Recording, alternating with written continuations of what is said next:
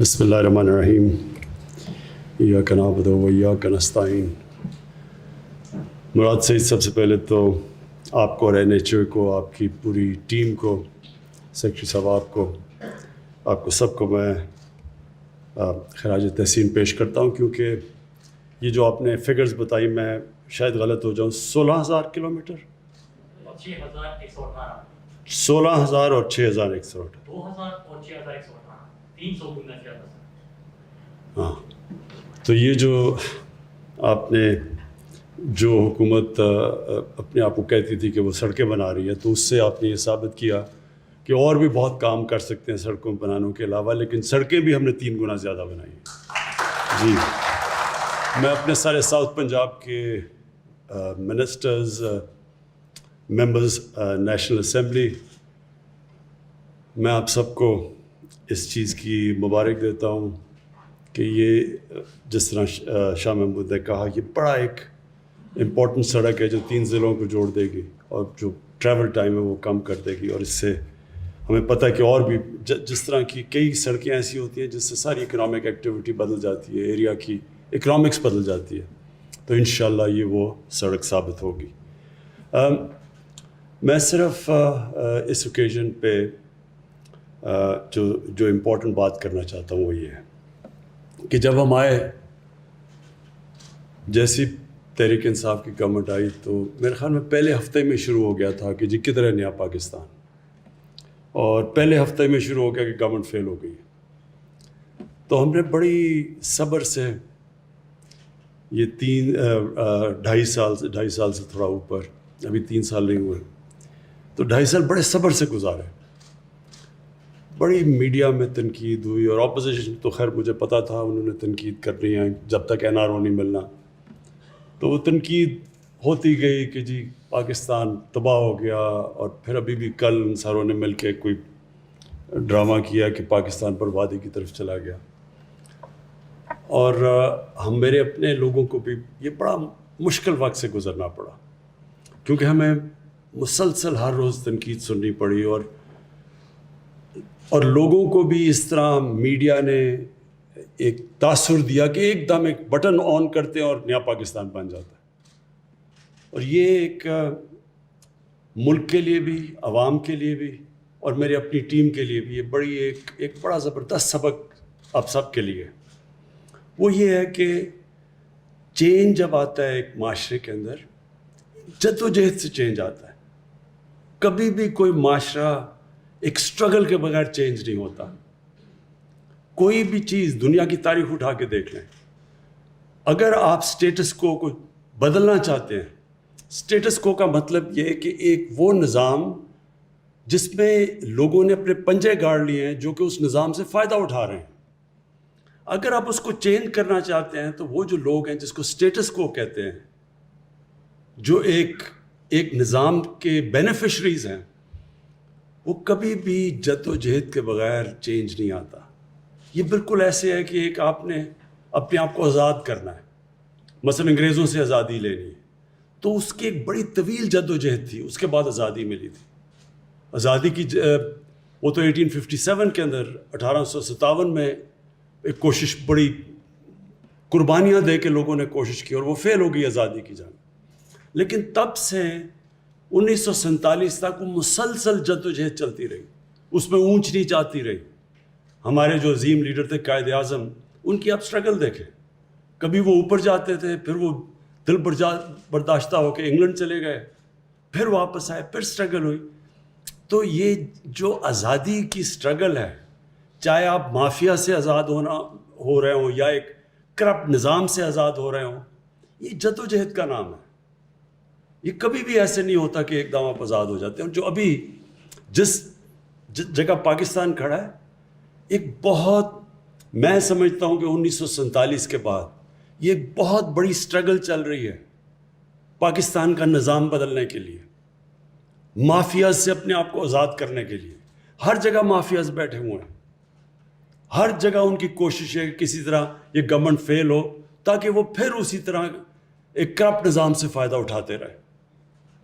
تو اپنی قوم کے لیے، اپنی ٹیم کے لیے یہ جو آج پاکستان سٹرگل کر رہا ہے یہ سب سے امپورٹنٹ سٹرگل ہے پاکستان کی فیوچر کے لیے, اپنے آنے والی جنریشنز کے لیے, ہماری نسلوں کے لیے بڑی امپورٹنٹ سٹرگل ہے.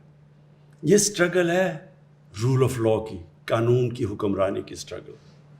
یہ سب سے یہ جو قانون کی حکمرانی کی سٹرگل ہے, اس سے ہی ایک معاشرہ بدلتا ہے. جب یہ طاقتور کو قانون کے نیچے لے کے آتا ہے, وہ دنیا کی تاریخ اٹھا کے دیکھ لیں, وہ معاشرہ اوپر جاتا ہے. آج آپ سارے خوشحال ملک دیکھ لیں, جو بھی ملک خوشحال ہے وہاں قانون کی حکمرانی ہے, وہاں طاقتور قانون کے نیچے ہے, وہاں کوئی چینی مافیا نہیں پھر رہا, کوئی قبضے مافیا نہیں ہے, وہاں کوئی پولیٹیکل مافیاز نہیں ہے. کہتے ہیں کہ جی ہمیں NRO دو نہیں تو ہم گورنمنٹ گرا دیں گے. فوج کو بلا رہے ہیں کہ فوج آ کے گورنمنٹ گرا دے. اپنے آپ کو ڈیموکریٹک موومنٹ کہتے ہیں, فوج کو کہہ رہے ہیں کہ گورنمنٹ گرا دو, کیونکہ ان کا ساروں کا مقصد اپنے انٹرسٹ پروٹیکٹ کرنا ہے. یہ سارے جو مافیاز ہیں یہ اپنے مفادات کی حفاظت کی جنگ لڑ رہے ہیں, اور اس کے لیے وہ تیار ہیں گورنمنٹ گرانے کے لیے, کچھ بھی کرنے کے لیے تیار ہیں. باہر پیسے پڑے ہوئے ہیں ان کے اربوں روپے ڈالر, ڈر لگا ہوا ہے کہ یہ گورنمنٹ آئے گی تو پیسے ان سے واپس آ جائیں گے. ان کی ساری چوریاں سامنے آ رہی ہیں, تو ان کی کوشش یہ ہے کہ اس سے پہلے گورنمنٹ کو کسی نہ کسی طرح گرا دو. تو پہلے تو معیشت تباہ کر دی, یہ ڈرامہ چلتا رہا. پھر پتہ چلا کہ وہ معیشت کرونا کے باوجود, ہندوستان میں ذرا دیکھیں آج کیا حالات ہیں.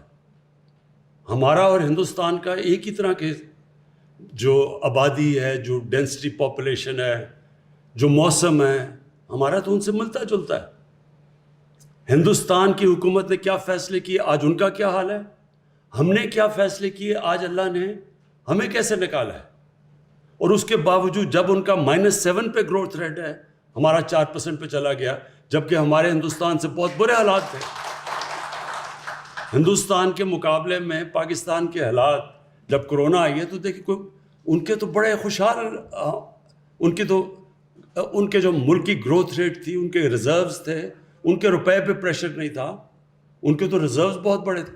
ان کے مقابلے میں دیکھیں کہ پاکستان نے کس طرح یہ ایک سال, پہلا سال سٹیبلائز کرنے میں لگایا, دوسرا سال کرونا آ گئی, کرونا سے پھر اپنے لوگوں کو بھی بچانے کی کوشش کی, اپنی معیشت کو بھی بچانے کی کوشش کی. اور اللہ کا شکر ہے, کوشش انسان کرتا ہے, کامیابی اللہ دیتا ہے. تو جو آج جدھر ہم کھڑے ہیں اور جدھر آگے ہم جا رہے ہیں, اب میرا ایمان ہے کہ جو سب سے مشکل وقت تھا اس سے ہم نکل گئے ہیں. آگے جو انشاءاللہ وقت آ رہا ہے, یہ پاکستان کی جو ترقی آ رہی ہے وہ یہ نہیں ہوگی جس طرح پہلے کے سائیکل اوپر نیچے جس طرح ہم جا رہے تھے. یہ اب پاکستان وہ ادھر سے سفر شروع کرے گا جدھر سے ایک وقت پہ سارے ایشیا کے اندر پاکستان کی چوتھی اکانومی تھی 1968 میں. انڈیا, جاپان, چائنا اور انڈیا کے بعد چوتھا پاکستان تھا. اور اس کے بعد دیکھیں کہ ہم کدھر چلے گئے. تو وہ پھر سے وہ ساری جو پالیسیز ہیں, اپنی انڈسٹری کو انکریج کرنا, اب اپنے ایگریکلچر کو اٹھانے لگے ہیں. ابھی بھی ماشاءاللہ جو فصلیں ہوئی ہیں, پہلے کسانوں کو پیسے لے کے دیے, جو شوگر ملز پیسے نہیں دیتے تھے. ایک سال بیچارہ کسان انتظار کرتا تھا. پہلے اگر 180 ریٹ ہے تو 120 روپے ملتا تھا اس کو. پورا پیسہ ملا ہے, ٹائم پہ ملا ہے. اس پیسے کو کسان نے اپنی زمین میں لگایا, ریکارڈ پیداوار آئی ہے. اور جب کسان پیسہ بناتا ہے تو وہ لنڈن میں میفر میں فلیٹ نہیں لیتا, وہ اپنی زمین پہ پیسہ لگاتا ہے, ملک کو خوشحال کرتا ہے. انشاءاللہ اب کسانوں کے لیے جو ہم پیکج لے کے آ رہے ہیں, انشاءاللہ آپ دیکھیں گے کہ پہلے یہ 60s میں جو صحیح معنی میں ایک دفعہ جو آئی تھی گرین ریولوشن, ایک کسانوں کے لیے اور دوسرا انڈسٹری کے لیے. پھر جو اسپیشل اکنامک زونز ہیں جو ہمارے چائنا کے ساتھ اب سی پیک کا جو فیز اگلے فیز میں جا رہے ہیں, ان کی انشاءاللہ انڈسٹریز کی ری لوکیشن ہماری اسپیشل اکنامک زونز, تاکہ ہم ایکسپورٹس اپنی بڑھائیں. آئی ٹی کی ایکسپورٹس دگنی ہوگی اور انشاءاللہ یہ دگنی سے بہت تیزی سے اوپر جائیں گی, کیونکہ پہلی دفعہ اب ہم آئی ٹی کے اوپر زور لگا رہے ہیں. اور ہمارا ینگ پاپولیشن ہے, آئی ٹی کے اوپر زور لگایا تو یہاں تو بہت پوٹینشیل ہے. جو آج جو وہ کام کریں جو 20 سال پہلے کرنے چاہیے تھے, جو ہندوستان نے کیے, اور جو آج ان کی 80 یا 90 ارب ایکسپورٹ ہے آئی ٹی کی, ہم کہاں سے کہاں جا سکتے تھے اگر ہم یہ پہلے جو اب ہم چیزیں کر رہے ہیں. اس کے بعد 10 ڈیمز بن رہی ہیں پاکستان میں. پہلی دفعہ واٹر سٹوریج کے اوپر زور لگایا, کلین انرجی کے اوپر. ہمارے پاس 50,000 میگا واٹ کا ہمیشہ پوٹینشیل تھا ہائیڈرو الیکٹریسٹی کا, لیکن کسی نے کیونکہ اگلے الیکشنز کا سوچتے تھے, کسی نے ڈیمز کا نہیں سوچا. پھر پہلی دفعہ پاکستان میں اتنے بڑے پیمانے پہ آنے والی نسلوں کے لیے ملک کو بچا رہے ہیں گلوبل وارمنگ سے. پاکستان کو ہرا کرنے کے لیے 10 ارب درخت لگا رہے ہیں پاکستان میں. پھر نئی نیشنل پارکس بنا رہے ہیں, سب آنے والی جنریشنز کے لیے, جو کہ آج تک کبھی کسی نے پہلے نہیں سوچا.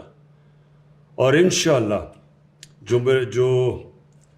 جو ابھی تک لوگوں کو اندازہ نہیں ہے کہ, اور جو میں کیونکہ میں سارے بچپن سے سارا پاکستان دیکھا ہوا ہے, جو ٹورزم میں پوٹینشیل ہے پاکستان میں, کسی کو اندازہ نہیں ہے. ہم نے کبھی سوچا ہی نہیں ٹورزم کا. جو اللہ نے یہاں خوبصورتی دی ہے, جو ڈائیورسٹی دی ہے, جو کہ 12 کلائمیٹک زونز ہیں پاکستان کے, کسی کو, ہمارے اپنے لوگوں کو نہیں اندازہ. اگر آپ کے لنڈن میں سارے بزنسز بچے اور چھٹیاں اور عیدیں گزاریں, آپ کو کیا پتا کہ پاکستان میں اللہ نے کیا کیا نعمتیں دی ہیں. اور انشاءاللہ آپ دیکھیں گے کہ ٹورزم میں پچھلا سال یہ جو سب سے زیادہ متاثر ہوا وہ ٹورزم ہوا ہمارا. ساری دنیا میں ٹورزم کی انڈسٹری متاثر ہوئی کرونا کی وجہ سے. لیکن انشاءاللہ جیسے جیسے اب یہ ویکسینز, دنیا ویکسینز میں اب کرونا سے اپنے آپ کو بچا رہی ہے اور ٹورزم بڑھ رہی ہے, تو آپ انشاءاللہ دیکھیں گے کہ صرف ٹورزم کے سیکٹر سے ہم اتنے پیسے کما سکتے ہیں کہ ہمیں یہ جو ہمارا مسلسل پرابلم آ جاتا ہے کرنٹ اکاؤنٹ کا, یعنی کہ ڈالرز جو باہر جا رہے ہیں وہ زیادہ اندر آ رہے ہیں, کم ہے, ہمارے روپے پہ پریشر پڑتا ہے. تو صرف ٹورزم سے ہم یہ اپنے ریزروز بڑھا سکتے ہیں, اپنے فارن ایکسچینج بڑھا سکتے ہیں انشاءاللہ. آنے والے دنوں میں جو میں اپنی صرف قوم کو آخری چیز یہ کہنا چاہتا ہوں کہ جو برا وقت ہے وہ نکل گیا, مشکل وقت سے ہم گزر رہے ہیں. انشاءاللہ اب گروتھ کا ٹائم ہے, اب اس کو اپنی اکانومی بڑھانے کا ٹائم ہے, دولت میں اضافہ کرنے کا ٹائم ہے, اپنے ملک کو, اپنے نوجوانوں کو نوکریاں دینے کا ٹائم ہے. ہمارے جو کنسٹرکشن انڈسٹری ہے پاکستان کی تاریخ میں سب سے زیادہ پہلی دفعہ جو انسینٹیوز دیے گئے وہ کنسٹرکشن کو دیے گئے ہیں. اور سیمنٹ سیلز پاکستان کی تاریخ میں کبھی بھی اتنی زیادہ سیمنٹ نہیں بکا جو اب بکا ہے, اس لیے کہ کنسٹرکشن ایکٹیویٹی بڑھ گئی. ابھی جو ہمارا اصل پروجیکٹ ہے وہ صحیح معنی میں ٹیک آف نہیں کیا, وہ افورڈیبل ہاؤسنگ یعنی نیا پاکستان ہاؤسنگ. اور اس کی وجہ یہ ہے کہ ہمارا جو بینکنگ انفراسٹرکچر تھا اس کو بھی عادت نہیں ہے چھوٹے لوگوں کو قرضے دینے کے لیے, گھروں کے لیے. اور ہمارے پاس 2 سال لگے, وہ جو ایک قانون ہے وہ جب تک وہ قانونی کئی سالوں سے پھنسا ہوا تھا, فورکلوجر لا, وہ تب تک بینک قرضے نہیں دیتے. تو وہ 2 سال 2.25 سال کے بعد وہ قانون ہم نے بینک عدالت سے کلیئر کروایا, اور تب سے اب ہم پورا زور لگا رہے ہیں. اور اب تک 60 ارب روپے کے بینکوں سے 60 ارب روپے کے قرضے کی ڈیمانڈ آ چکی ہے بینکوں میں, جو چھوٹے نئے پاکستان ہاؤسنگ میں یہ جو چھوٹے چھوٹے 5 مرلے کے گھر ہیں, یعنی کہ وہ لوگ جو آج تک سوچ بھی نہیں سکتے تھے کہ ان کا اپنا گھر ہوگا. تنخواہ دار طبقہ, یہ جو مزدور, جو گریڈ 4 پہ کام کرنے والے, سرکاری نوکر, جو پولیس والے, یہ کوئی بھی ویلڈر, میکینکس, یہ کبھی اپنا سوچ نہیں سکتے تھے کہ ان کے پاس اتنا پیسہ گیا گھر بنانے کا.